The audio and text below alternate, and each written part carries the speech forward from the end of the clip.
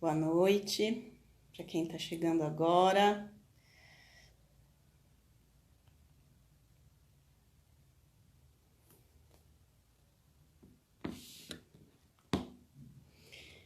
Bom, enquanto a gente aguarda o Marcelo, eu vou explicar, acho que para vocês,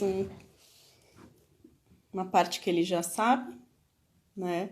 Que é como surgiu a ideia dessa conversa. Eu sou professora do curso de fisioterapia da USP, do campus da capital, e nossos alunos de graduação, eles sempre trouxeram muitas dúvidas com relação à abordagem da sexualidade, né, na pessoa com deficiência. Tanto na neuropediatria, né, quando a gente tem os pacientes indo para a puberdade, começando, né, com o desenvolvimento sexual, quanto também paciente adulto, né? E isso motivou a Liga de Fisioterapia em Neonatologia e Pediatria, né, lá do nosso curso, a incluir uma mesa redonda nesse nosso curso introdutório que foi em março, né, sobre sexualidade e deficiência. Né? Foi uma mesa super legal, super produtiva, e paralelamente no estágio, nossos alunos do quinto ano, eles também estavam com várias questões, várias dificuldades, né, com relação à abordagem da função sexual, da vida sexual, da sexualidade de forma geral, nos nossos pacientes neurológicos, né? E nós fizemos uma série de discussões de caso, e numa dessas discussões, a Maria Clara, a Cacaia, que é supervisora de estágio, nossa, lá na USP, ela acabou entrando em contato com o Marcelo para tirar algumas dúvidas, né? E acho que a gente tinha tantas dúvidas para serem tiradas, porque, de fato, acho que a maior parte dos currículos da área da saúde, da fisioterapia, não contemplam formalmente a saúde e sexualidade, né? Então, olha lá, o Marcelo chegou. Então, eu acredito que é uma lacuna muito grande na nossa formação enquanto profissional da saúde, e a melhor coisa para a gente poder saber o que fazer, saber como fazer, é a gente conversar diretamente com as pessoas. Então, o Marcelo chegou, vou chamar o Marcelo agora, e a gente consegue ouvi-lo, né? Como vocês sabem, acho que a maioria de vocês sabe. Boa noite, Marcelo. Oi, boa noite. Desculpa, eu não sou muito íntimo do Instagram. É a rede que eu sou menos familiarizado. Tá bom Que assim? bom, eu também. Olha só, estou desvirginando nas lives aqui do Instagram agora. Vou só apagar a luz aqui.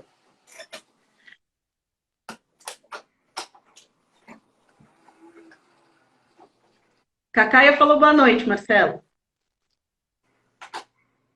Tá bom assim? Tá ótimo. Para mim tá bom. Muito Boa obrigada, noite, Marcelo, tudo por bom? ter aceito o nosso convite. É De uma honra ter nada, você aqui. de nada. Falar de sexo é gostoso, né? Às 6 da tarde, né? Falar né? Acho que fazer também, né? Falar é bom, fazer é melhor. É. Então, Marcelo, eu estava explicando para o pessoal aqui antes de você chegar um pouquinho como é que surgiu a, a ideia da gente fazer essa conversa, né? E como eu tinha dito para você, nossos alunos eles têm muitas dúvidas, né? Com Uhum. relação a tudo. A gente não tem na área da saúde de forma geral uma formação para lidar com a sexualidade, né? Sexo é tabu para a nossa sociedade de forma geral, e a gente que, né, nós que somos profissionais da saúde e que deveríamos talvez ter uma naturalidade maior ou mais informações ou não sei o que, né, para poder lidar com a sexualidade, muitas vezes não temos e fica muito difícil de atender as necessidades das pessoas. Então, somos fisioterapeutas, estamos pensando em funcionalidade, independência funcional, e a vida sexual faz parte disso, Aham. né? Então, eu queria ouvir um pouquinho você, se você quiser contar um pouquinho da sua trajetória, ou o que você achar relevante contar. Eu tive um acidente, uma lesão medular, quando eu tinha 20 anos de idade. Você imagina a libido de uma pessoa com 20 anos de idade. E isto era no final dos anos 70, começo dos anos 80. Foi na virada de 1979 a 1980, que é um período da história sexual da humanidade muito forte, né? Muito livre. E não só para os jovens, como para as mulheres. Foi uma libertação sexual pós-revolução feminina e, ao mesmo tempo, por exemplo, havia uns ditados na época da minha geração: não se reprima, né? Não se reprima a música do Menudo, né? Tinha um livro do Roberto Freire, que era um grande psicanalista ou psicólogo, chamado Sem Tesão Não Há Solução. Uhum. Os homens se beijavam na boca, não tinha essa coisa de ser gay ou não ser gay. As pessoas eram fluidas já naquela época. Era um período diferente, né? Era um período pré-governo Reagan, pré-AIDS, pré um mundo conservador que rolou a partir dos anos 80 e que vemos até hoje, né? As pessoas eram mais libertárias e libertinas. Eu fui para a CD fazer fisioterapia lá. Então, você imagina um ambiente em que tinha muitos meninos com uma testosterona imensa, meninos e meninas, com muito desejo, vivendo uma experiência traumática, não sabendo como é que vai ser o novo futuro, o novo normal para eles, né? Essa expressão que a gente usa hoje para falar de pandemia.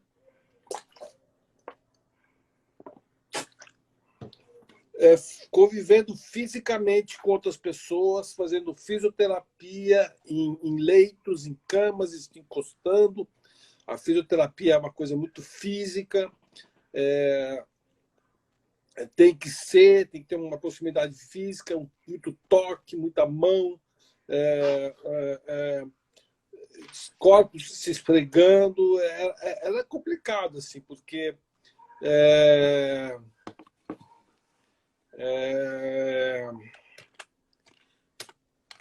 fisioterapeutas jovens,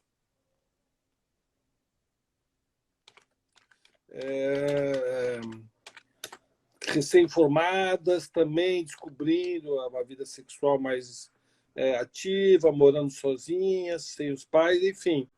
E acabei vivendo nesse ambiente que muito... O tesão está no ar, entendeu? No ar e fora do ar, porque, de fato, tivemos relações ali com alunos, pacientes e profissionais e voluntárias, e era uma coisa um pouco mais libertina. Hoje não sei como é que isso é. Hoje deve ser uma censura incrível, deve ter um limite ético incrível, forte, mas se falava muito de sexo, porque a gente precisava saber o que ia acontecer. Uma das grandes questões de alguém que sofre um acidente, talvez até de uma pessoa com deficiente que entra para a adolescência, é a questão sexual. Sexo é a base da humanidade. Sem sexo a gente não estaria aqui hoje, né? E, então, é, não tinha como tratar. Era impressionante. Isso não tinha com quem conversar, não tinha grupos e tal. A partir dos anos 90, eu lancei o livro Feliz no Velho, falando muito de sexo. Aliás, engraçado, incrível, porque como eu terminava o Feliz no Velho? É um livro que eu falava do meu acidente. Eu terminei exatamente quando o personagem, transou pela primeira vez depois de ser deficiente, né? Experimentou uma nova sexualidade, que eu aprendi sozinho. E, aliás, estou aprendendo até hoje, e é algo que a gente não deixa de aprender nunca. Aliás, nem os deficientes, nem os não deficientes. A gente está sempre aprendendo. E uma das coisas que a gente aprende no sexo é que o sexo com uma pessoa é de um jeito, com outra pessoa é de outro. Com uma pessoa a gente sente um tipo de prazer e desejo, com outra pessoa outro tipo de prazer e desejo. A gente está sempre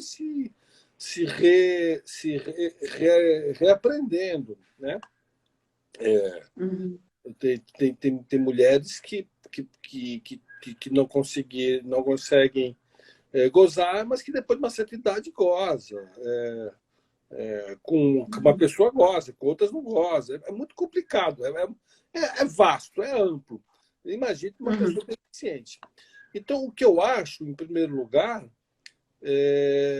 que o que a gente sempre aprende no universo da reabilitação física, e sempre se falava isso na CD, as fisioterapeutas, é que cada caso é um caso, né?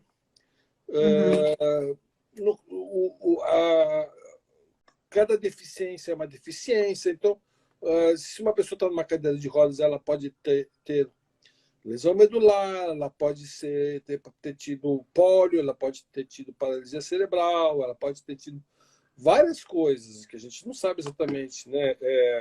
Distrofia muscular, enfim, é uma quantidade enorme de deficiências que podem estar ser diagnosticadas numa pessoa, né? Numa portadora de necessidades especiais, como se fala hoje em dia. Eu não gosto muito desse termo, mas enfim, é o que temos. Então já começa daí, né? Porque sempre quando se fala em sexualidade de deficiente, eu já falo, mas que deficiente, né? Que deficiência? Quem, né? E, por exemplo, mesmo pessoas que tenham o mesmo grau de lesão que eu tenho um grau de lesão medular C5, C6, tem sexualidades diferentes, tem pessoas mais interessadas em sexo, pessoas menos interessadas, e é uma loucura, porque mesmo pessoas com lesão medular, a lesão medular, qual é o nome do livro que ele escreveu? Chama-se Feliz no Velho. O livro não, de 12, eu escrevi 15. Mas o que eu estou falando chama-se Feliz Ano Velho. Isso aí, ó. Francineide. É isso, o pessoal está respondendo. Quando eu sofri o acidente, eu vi que tinham pessoas que, por exemplo, um detalhe fisiológico que é importante na vida de um homem. Ter ereção ou não ter ereção, né? Na lesão medular, vamos falar de lesionado medular, que é o meu caso. Lesionado medular, você um tiro, ou uma paulada na cabeça, na coluna, um mergulho mal dado que você bate a cabeça, que é o meu caso, cai do cavalo, que é o caso do Christopher Reeve, que fazia o Super-Homem, tiro, que é o caso do Marcelo Yuca, caiu do avião, que é o caso do Herbert Viana, de um aeroplanozinho. A Mara Gabrilli capotou o carro, enfim, cair da moto, que hoje é muito comum, né? Cair da moto, qualquer tipo de lesão na coluna, você pode ter uma lesão medular. Essa lesão pode ser completa ou incompleta, né? Já começa daí. Então, se ela é completa, ela pode afetar toda a inervação abaixo da lesão ou parte da inervação. ou parte dos comandos. E dependendo da altura da lesão, você tem as cervicais, as lombares e as torácicas, né? Você tem a C1, C2, C3, C4, C5, C6, que são as 6 vértebras. T1, T2, T3, T4, T5, que são as torácicas e as lombares. Geralmente, na lesão cervical, 1, 2, 3, 4, uma pessoa morre, né? C4 é uma tetraplegia completa, a pessoa não mexe o braço, mexe só o pescoço. É muito comum. Uhum. C5, C6, a pessoa mexe o braço, o deltoide, o bíceps, o pulso. C6 já mexe os dedos, já mexe mais o pulso, já tem um tríceps mais intacto. A partir do T, que é a torácica, tem o braço total, completo, íntegro, e aí começa a baixar o nível da lesão, começa a depender da sustentação de tronco, aí vai, né? As lesões mais altas, elas costumam manter a ereção do paciente homem preservada, né? Quanto mais tetraplégico, mais, para falar a grosso modo, quanto mais alto o pau fica duro, né? E quanto mais baixo. Provavelmente a ver com a liberação, né? Os sinais de liberação, né, Marcelo? Na época eu aprendi que era pelo parasimpático que ia a ereção, que é uma ereção reflexiva, né? Ela não é intencional, ela é reflexiva, mas mesmo assim existem graus de ereção. Depende também do próprio fisiologia masculina, se a pessoa é obesa, se a pessoa fuma, se a pessoa Sim. tem outros problemas. Tal. Aí tem uma parte da medula que não tem ereção e que funcionaria com Viagra, por exemplo. Tem outra parte que não funciona nem com Viagra, que é uma ereção que não funciona nem com Viagra. E teta tem reflexão reflexa, exatamente, Vanessa. E tem uma parte mais baixa que tem uma reflexão psicológica, né? Que é como é a de um homem comum, sem nenhuma lesão medular. Tem pessoas tem pessoas que têm lesões próximas à minha lesão que têm ejaculação, cuja ejaculação o esperma sai. Tem uns que o esperma não sai, eles ficam interno.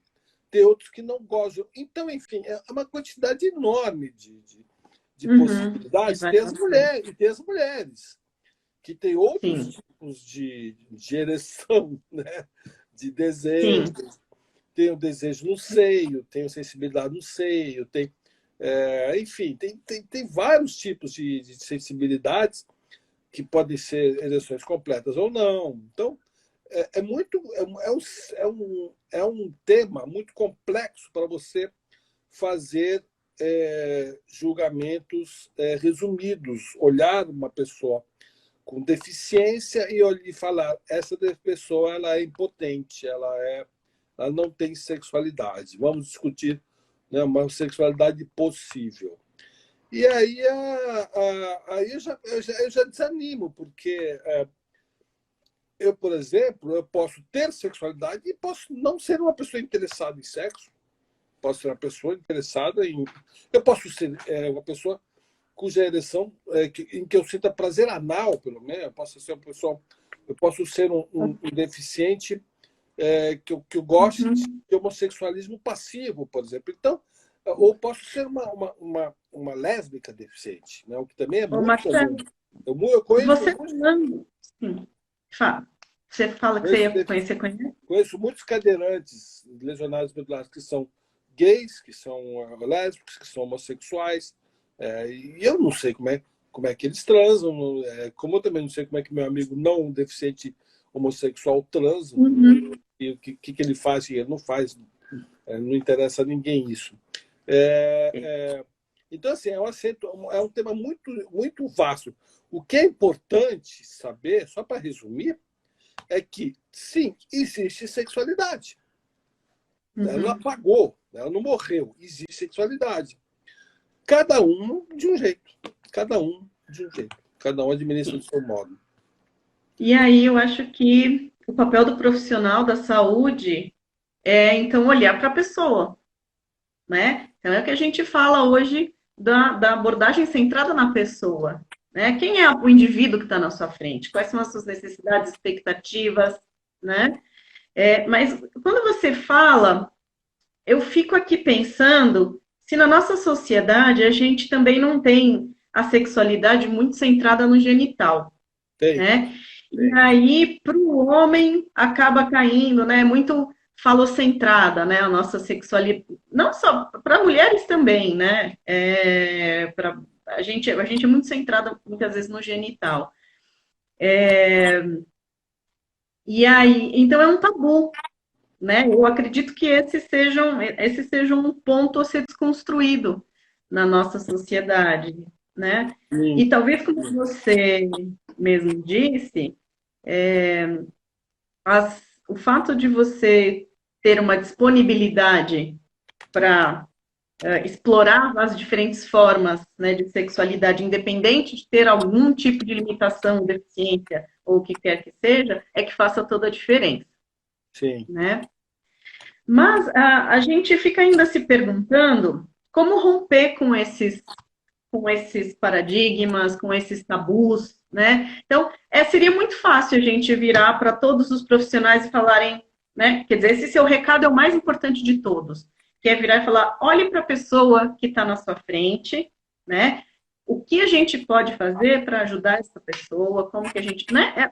Não tem regra, né? Seria só conversar e seria é, a gente delinear alguma coisa relacionada às necessidades de cada indivíduo, porque cada um. Mas não é tão simples, né? Então, Uhum. nós temos barreiras também. E o que você, enquanto pessoa com a deficiência física tetraplegia, o que você sentiu de dificuldade, ou quais foram as barreiras que você sentiu nos profissionais e que talvez sirva para a gente dar uma olhadinha para dentro e dar uma Olha, mudada na você nossa. falou uma coisa muito importante. É,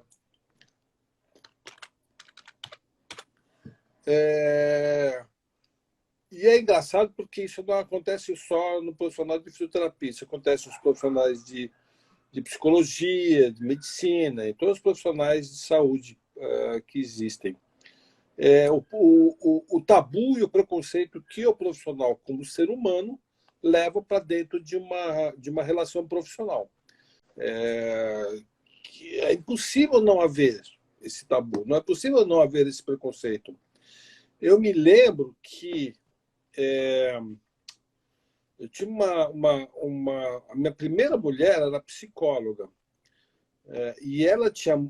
A gente ficou casado durante 10 anos, 9 anos, e ela tinha muita dificuldade em fazer a supervisão, né, que é a terapia do psicólogo, que é a supervisão que é um psicólogo superior que analisa os casos dela e ela, que todo psicólogo que atende precisa fazer, porque os psicólogos, ela fazia. Aí, na primeira entrevista, o psicólogo perguntava assim: por que a senhora se casou com um impotente?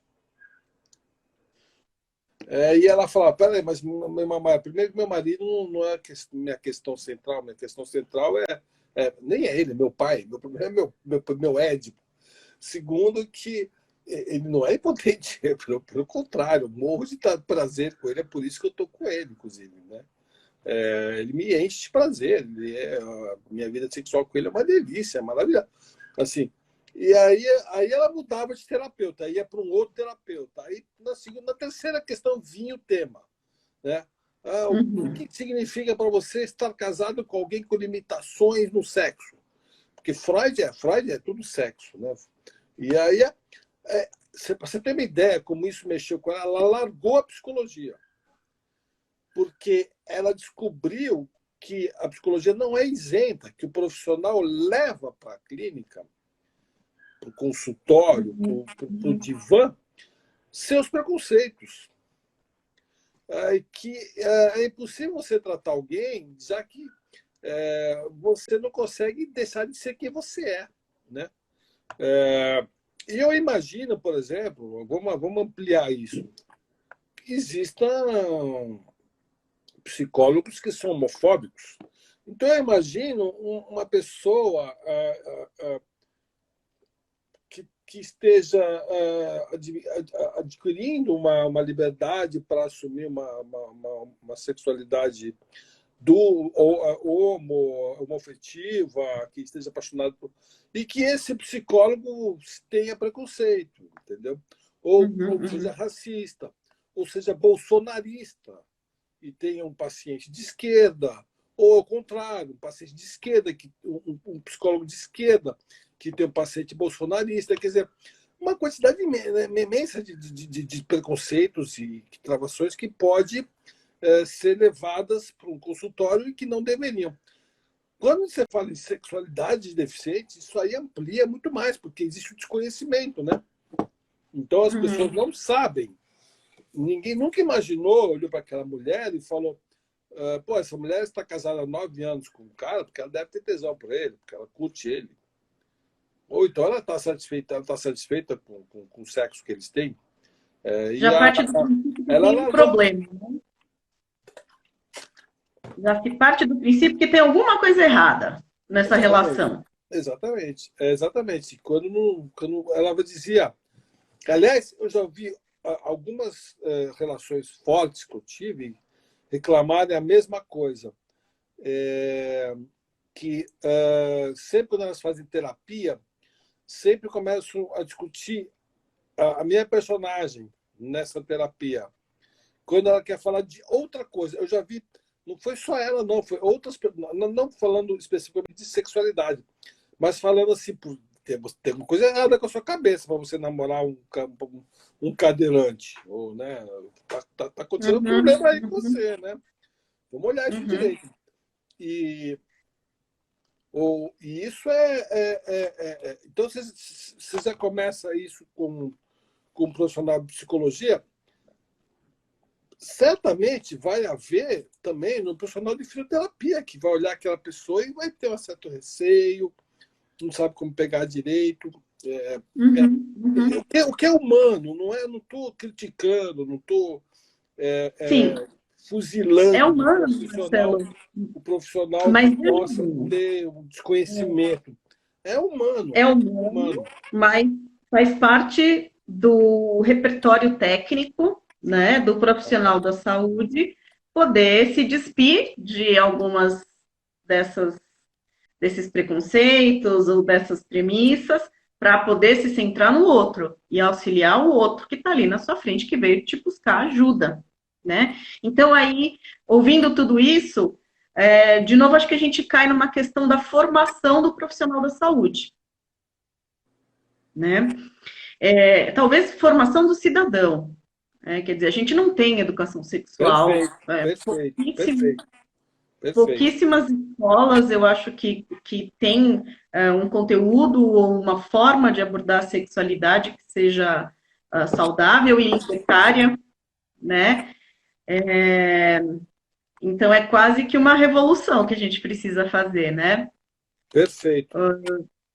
E aí, então, como é que a gente pode fazer isso? Essa revolução já está rolando, né?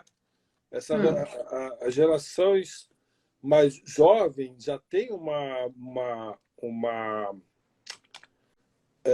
relação com o outro, com a diferença, muito melhor do que a minha geração, por exemplo, né? Eu vejo meus sobrinhos, eu vejo os filhos de amigos que são mais jovens, que nem usam a palavra gay mais, né? Não existe mais essa palavra, né? Não tem mais isso, né? As pessoas são o que elas são. E eu falo pessoas, tanto que LGBT não é mais LGBT, né?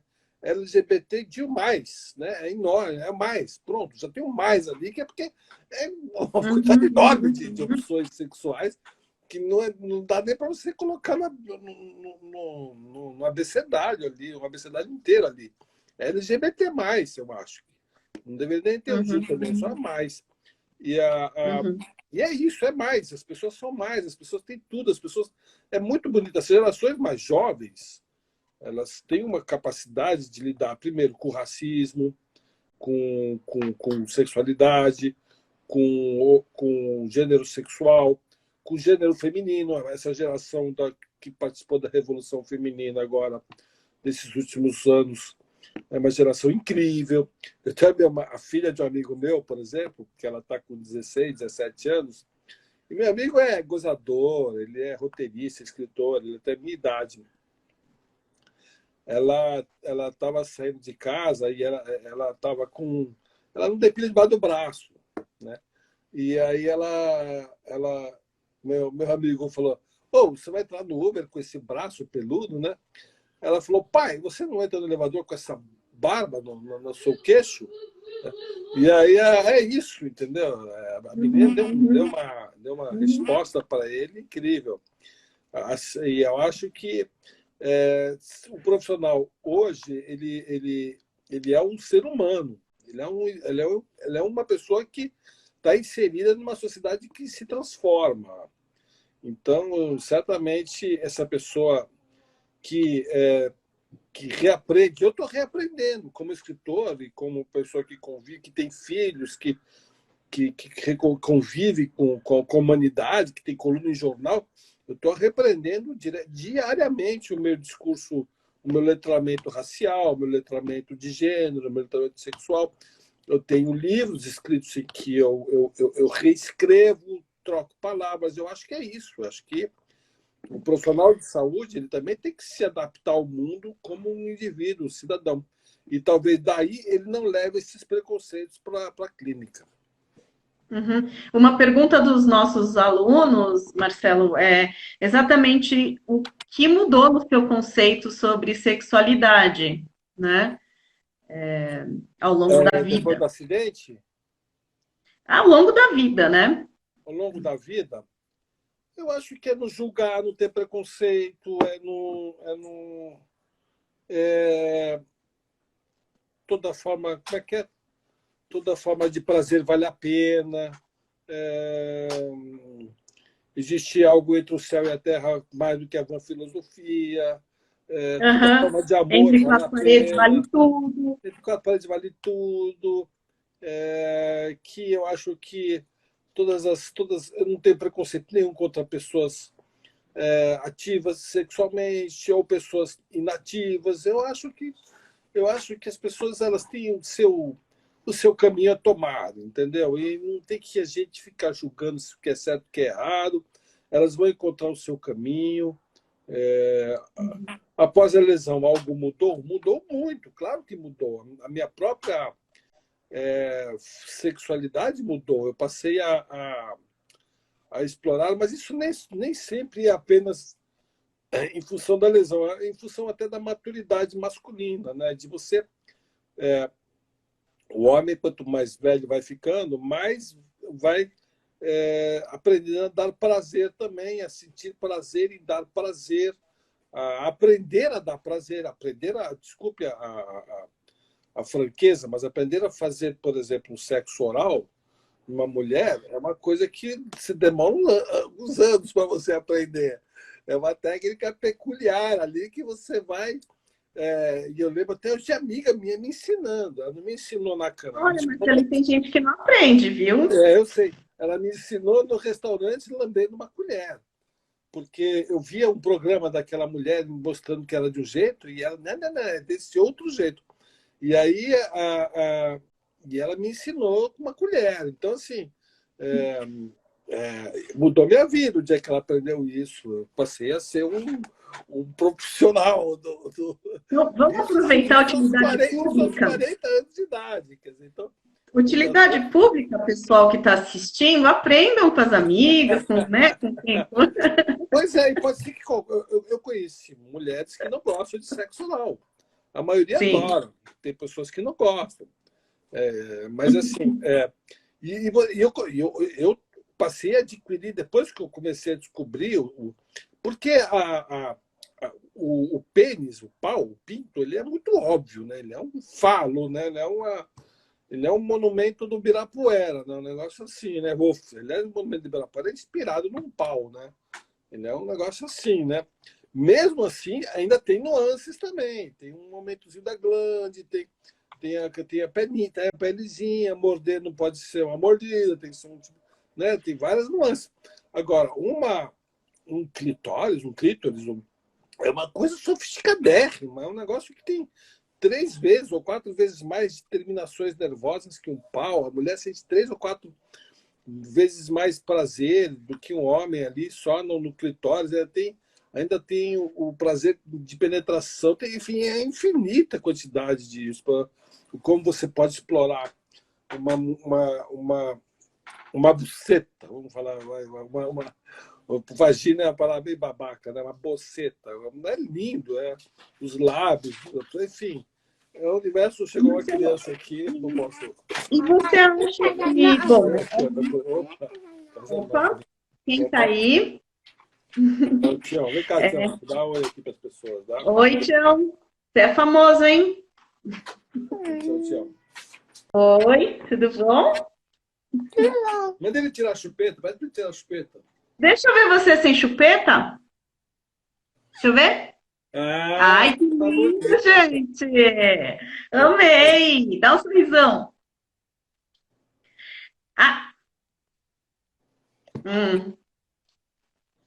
Melhorou. Agora sim, hein? Bem mais gato sem chupeta. Ô, Marcelo, então, de novo, quando você me fala isso, eu fico pensando, né? Você trilhou esse caminho sozinho, você foi autodidata, lógico que você teve ajudinha de amigas e etc., e outras pessoas, mas existe uma rede de suporte, de fato, para a pessoa com deficiência, para lidar com a sexualidade? Você teve acesso a isso? Você conhece? Olha, depois que eu sofri um acidente, depois que eu escrevi o Feliz do Velho, eu lembro que a CD fez um grupo de sexo e sempre me chamava lá para fazer. Mas eu acho que deve ter, né? Eu não sei. Eu na verdade, eu não milito mais nesse universo. Eu escrevo, eu sou escritor, né? Mas eu sei que na CD tinha um grupo de sexo e deve ter até hoje, porque é uma coisa que você imagina, eu tinha 20 anos, mas tem casais, né? E aí eles têm que redescobrir como é que funciona, eles têm várias dúvidas, né? Tem a questão dos aditivos, né? Por exemplo, que isso na minha época não tinha, que era o Viagra. Tem também prótese, né? Eu tinha um amigo meu que, aliás, era homossexual.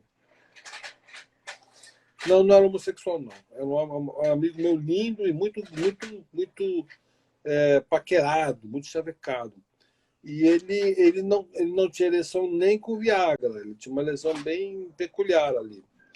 E a gente convencia ele, coloca prótese peniana, isso hoje em dia é super moderno, entendeu?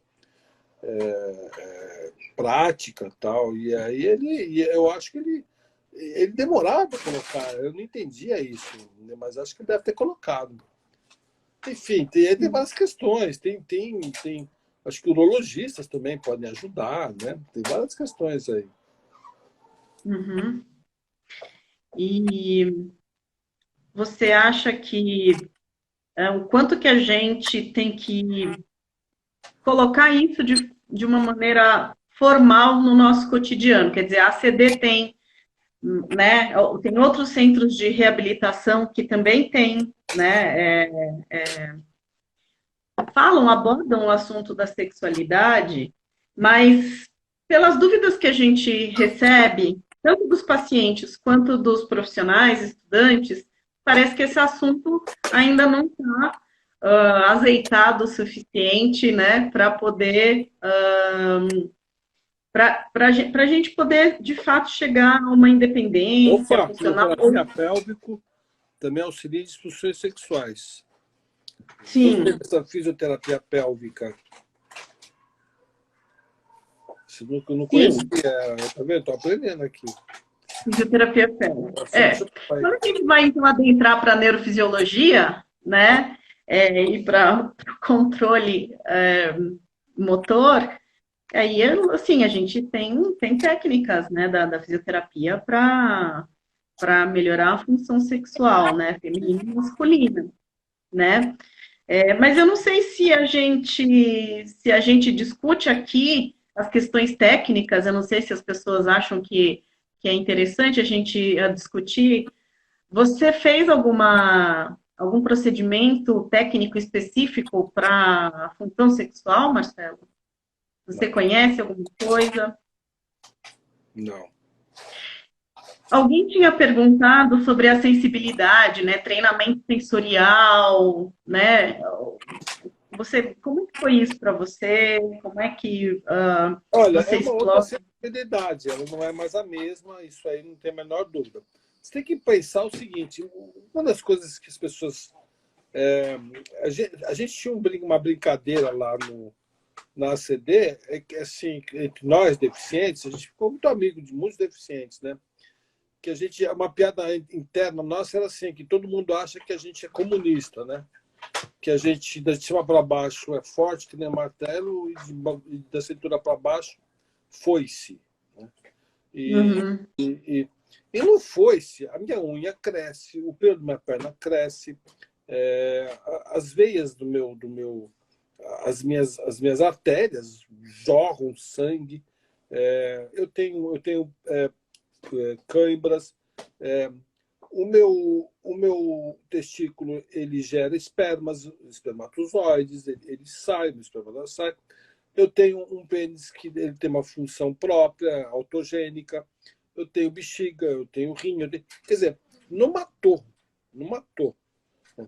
A mesma sensibilidade na pele também não é zero. Então as pessoas, daqui para baixo, morreu? Não morreu. O corpo está vivaço, continua tudo igual. Aliás, o que é um problema até, porque a gente começa a envelhecer e começa a ter problema de velho, né? Eu, dos 20 anos, tinha problema de pessoas com cadeira de rodas. Agora, com 60, eu começo a ter problema de próstata, de pedra na Uhum. vesícula, enfim. Coisa de velhinho. Então, assim, se você, por que tudo funciona e o pau não funcionaria? Me explica isso. Por que o meu rim, minha bexiga, meu baço, meu intestino, tudo Sim, está funcionando? Tudo está funcionando. eu acho que Meu como pau, você disse, o pau morreu? tem casos, Então, tem assim, casos e casos, né? daí você já pensa, então eu não tenho dor de pedra de rim? Não tenho dor intestinal? Não tenho. De onde uma pessoa imagina isso? Não faz o menor sentido. Então, acho que começa daí, né? A sensibilidade não morre. Não morre. Ela diminui. Ela é de um outro jeito. Mas ela não morre, Uhum, entendeu? uhum, O, uhum, por que a acessibilidade morreria? Não dá para entender assim, de onde saiu isso, entendeu? É puro preconceito, é algo construído na mente de décadas de preconceito e que enxerga uma cadeira de rodas como o fim do mundo, como doença, como uma pessoa. Quando eu sofri uhum. acidente, a minha mãe vendeu meu título. Eu tinha um título no Clube Paulistano. Minha mãe vendeu meu título porque ela pensou, eu não vai mais usar. Eu sou a pessoa da minha família que mais nado. Eu vou para natação 3 vezes por semana. Sinto uma falta desgraçada sobre isso, desse título. Poderia levar meus filhos para a piscina, né? Mas a minha mãe vendeu, porque achou que eu não ia mais usar. Tadinha, ela é uma pessoa de uma outra geração. De fato, deficiente Sim. não tem mais vida. Né? Nunca ninguém imaginou que eu dirigisse, que eu dirijo daqui para o Rio e volto em um dia. Entendeu? Uhum, Enfim. Então é a mesma coisa em relação à acessibilidade. Quer dizer, tenho? Claro que tenho. Evidente que uhum, tenho. Por que não ia ter? uhum. Qual é o Marcelo, o sentido? Se Renato. você pega uma glande, você pega um pênis, pega uma glande, faz isso o tempo todo, não está gerando N hormônios sexuais que estão correndo pelo seu sangue, que estão tirando o seu fôlego, que estão preenchendo o seu cérebro, hormônios de serotonina, satisfação. Você acha que, também eu fiquei para perto, minhas serotoninas também morreram todas? Não faz o menor sentido isso. A serotonina está aqui, não está no pinto. Né? A mesma coisa em relação à mulher. Você pega uma penetração em que fica flexionando o clitóris dela, ela não está sentindo nada. Por quê? Não faz o menor sentido. Isso é preconceito, achar que o sexo é pele. Sexo não é pele, sexo é um conjunto de coisas que levam o prazer ao sexo. Né? Hormônios que correm pelo corpo, é tudo, o coração que pula, que bate mais forte. A própria glândula, a cisão da glândula é imensa. O imaginário. Não é? Então, acho que começa daí essa discussão. Tem que lançar esse tipo de debate. Né? Porque se a unha do cara cresce, se o pelo da perna cresce, se todos os órgãos internos funcionam, por que o pau ou o clitóris não funcionaria? Sim. Aí me faz lembrar justamente da pergunta do Renato, né? Que ele fala sobre capacitismo, né? Quer dizer, capacitismo? Aqui que a gente está reduzindo, né, os indivíduos. Então, acho que é uma visão do corpo onde você tem que servir para algo, né? Você tem que estar fazendo parte de uma cadeia produtiva, e aí, nesse sentido, as deficiências elas são enxergadas como uma menos-valia daquele indivíduo, né? Então, você... O que é capacitismo? Então, eu acho que a pergunta do Renato, o que ele quis dizer é o quanto que a gente também... o quanto a gente pode reduzir, né, o indivíduo a uma função que a gente quer conseguir utilitária, né? Isso é capacitismo? O Renato está falando, né? Capacitismo é um preconceito contra a pessoa com deficiência, né? Entendi. Tem preconceito envolvido. Eu vou te falar uma coisa. Eu convivi com muitos deficientes a vida toda, né? Convivo ainda, né?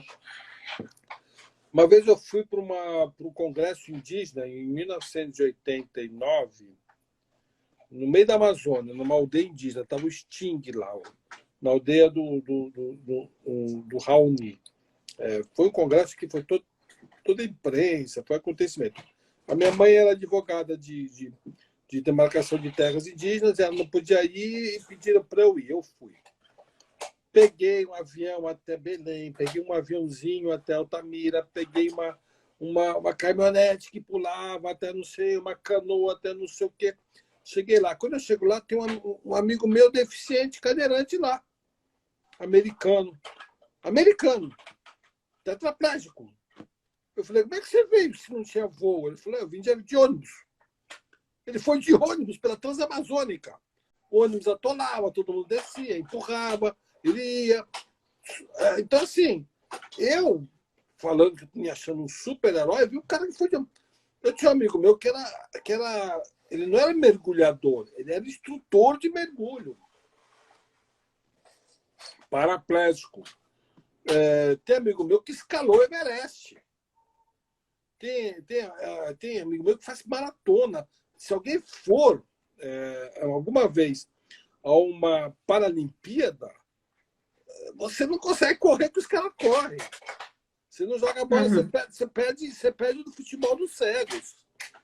Você perde da espada quer dizer, é ridículo você ficar achando que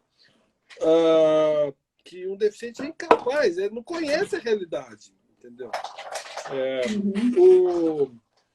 Eu conheci um cadeirante americano que ele era alpinista, ele escalava pedras, entendeu? E tem vários esqui.